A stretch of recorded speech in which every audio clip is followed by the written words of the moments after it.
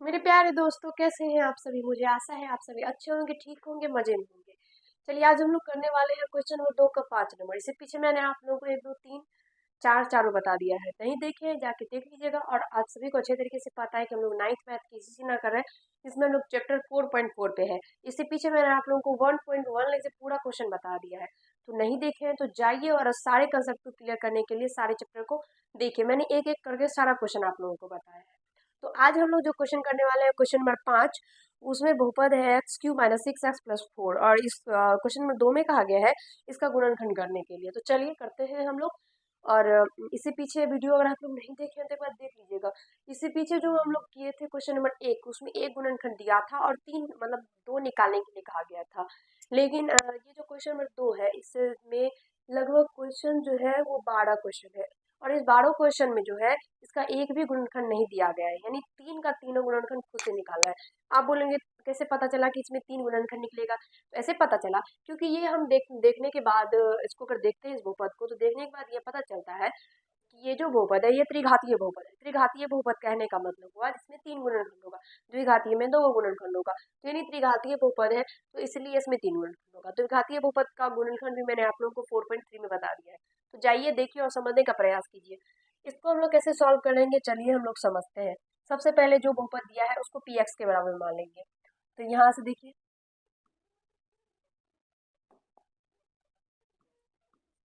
इसको P x के बराबर में हम लोग मान लेंगे, यानी x³ - 6x+4। पी एक्स के बराबर में इसको मान लेंगे।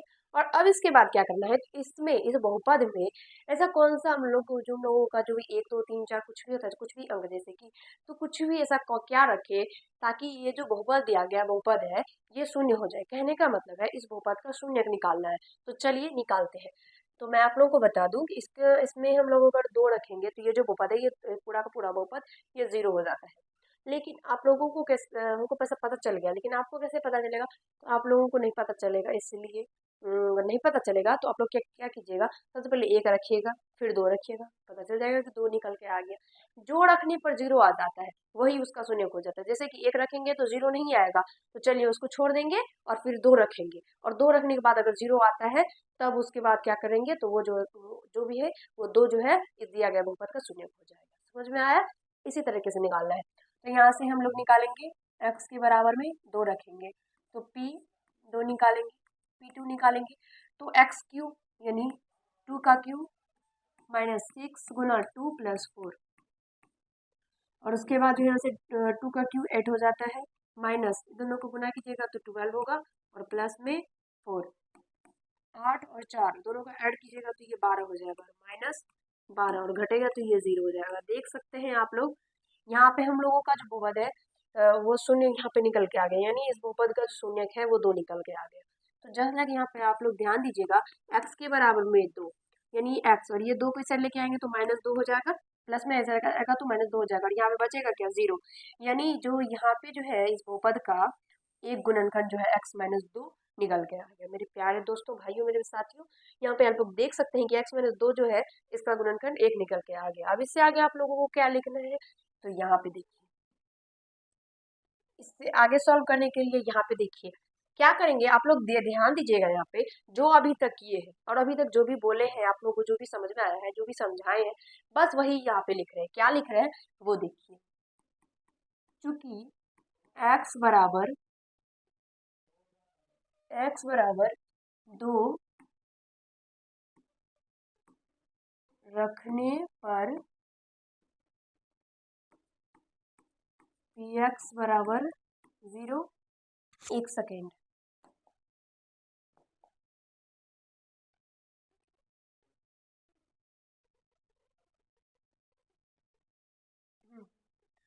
x बराबर 2 रखने पर px जो है वो 0 आ गया। बस वही लिखे हैं जो आप लोगों को अभी समझाए हैं। एक सेकेंड, एक सेकेंड, नया बोर्ड है, बहुत दिक्कत हो रहा है, इस वजह से सॉरी, प्लीज इग्नोर कर दीजिएगा। तो यहाँ पे देखिए x बराबर 2 रखे तो पी एक्स 0 आ गया, तो इसीलिए x-2 x-2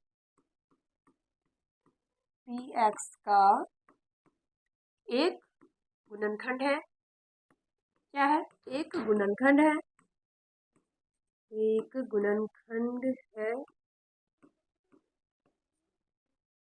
x बराबर 2 रखने पर पी एक्स 0 हो जाता है, इसलिए x माइनस 2 पी एक्स का एक गुणनखंड है। सिंपल, समझ में आया।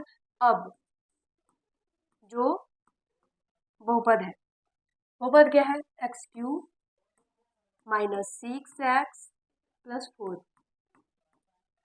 एक गुणनखंड निकल के आ गया। अब इससे हम लोग क्या करेंगे, एक गुणनखंड से दो गुणनखंड निकालेंगे और बाकी का दो गुणनखंड।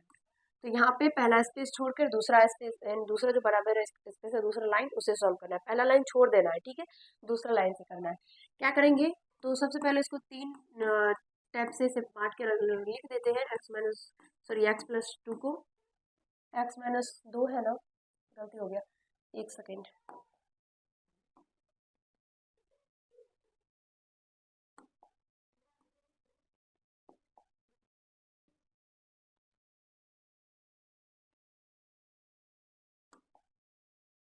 एक्स माइनस 2 और फिर यहाँ पे एक्स माइनस 2, याद रखिएगा 3 बार ही लिखना है और 3 से कम नहीं लिखिएगा और 3 से ज़्यादा भी नहीं। अब क्या करना है, जो हमारा बीच वाला लाइन है, ऐसे सोच के चलना है कि ये जो ऊपर वाला बहुपद है उसको बीच में लाना है, कैसे भी करके बीच में लाना है। कैसे लाते हैं, चलिए, इसे पीछे वाला वीडियो नहीं देखे हैं तो देख लीजिएगा, सारा कंसेप्ट धीरे धीरे क्लियर हो जाएगा। मैंने आप लोग को पहले ही बताया था, इस चैप्टर को शुरू करने से पहले ही बता दिया था। आप लोग अगर पार्ट 1 नहीं देखे, इस चैप्टर का सबसे पहला पार्ट अगर नहीं देखे तो जाके देखिएगा, उसमें मैंने आप लोग को बहुत सारा कुछ बताया, बहुत कुछ बताया है। जो शुरू अभी इस पार्ट को ही देख रहे होंगे, उसमें बहुत कुछ आप लोग मिस कर रहे हैं, इसलिए सबसे पहले पहला पार्ट जाके देख लीजिए। उसमें मैंने आप लोग को बताया है कि ये क्वेश्चन क्या है, नहीं है, इसको कैसे सॉल्व करना है, और इस चैप्टर, पूरे चैप्टर में कितना संघर्ष करना पड़ेगा आप लोगों को। इसलिए पहला पार्ट आप लोग नहीं देखे हैं तो देख लीजिएगा। सबसे पहले एक्स क्यू है, यानी बीच में जो है एक्स क्यू लाना है। तो एक्स क्यू लाने के लिए एक्स में एक्स स्क्वायर से गुना करना पड़ेगा, तो एक्स क्यू आ गया। उसके बाद जो माइनस 2 है उसको नहीं छोड़ सकते हैं, तो इसलिए एक्स स्क्वायर को क्या करेंगे, तो माइनस 2 से भी गुना कर देंगे, तो यहाँ से माइनस 2 एक्स स्क्वायर हो जाएगा। अब आप लोग बोलेंगे यहाँ पे एक्स स्क्वायर वाला टर्म नहीं है तो इसको लाके क्या फायदा, छोड़ दीजिए, मिटा देते हैं। ऐसे नहीं हो सकता, हम लोग दो को छोड़ भी नहीं सकते हैं और ये एक्स स्क्वायर जो उसको रख भी नहीं सकते। इसका एक उपाय क्या है, तो देखिए, ये जो एक्स है इसको, इसमें हम लोग क्या करते हैं, तो प्लस 2x से गुना कर देते हैं। ये जो हमारा x है, अगला x माइनस 2 जो लिखे हैं इसमें, इस x में हम लोग प्लस 2x से गुना कर देते हैं। तो गुना करेंगे तो क्या होगा, दिख ही नहीं रहा है, तो मिटा देते हैं सबसे पहले।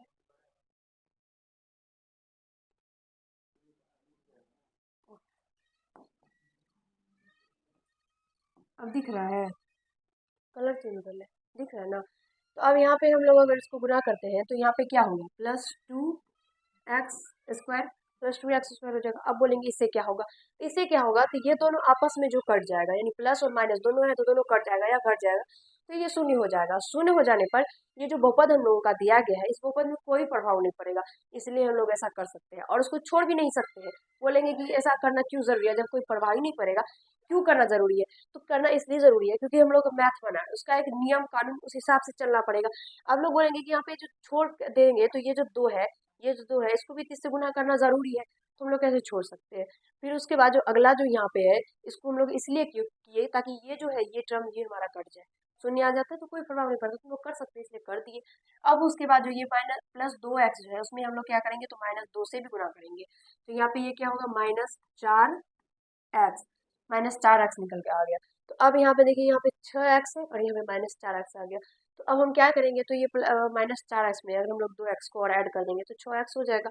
तो यहाँ पे हम लोग क्या करेंगे, यहाँ पे -2 से गुना कर देंगे, तो -2 से गुना करेंगे तो -2x हो जाएगा, दोनों जुट के जो है -6x हो जाएगा, और फिर ये दोनों को ऐड करेंगे तो प्लस में 4 हो जाएगा। उधर दिख रहा है ना साइड में, तो यहाँ पे प्लस में 4 हो गया। तो अब देखिए, आप लोग देखेंगे एक्स क्यू, ये दोनों तो कट ही गया, और यहाँ पे माइनस जुटेगा तो -6x और वहाँ पे प्लस में 4, समझ में आ गया।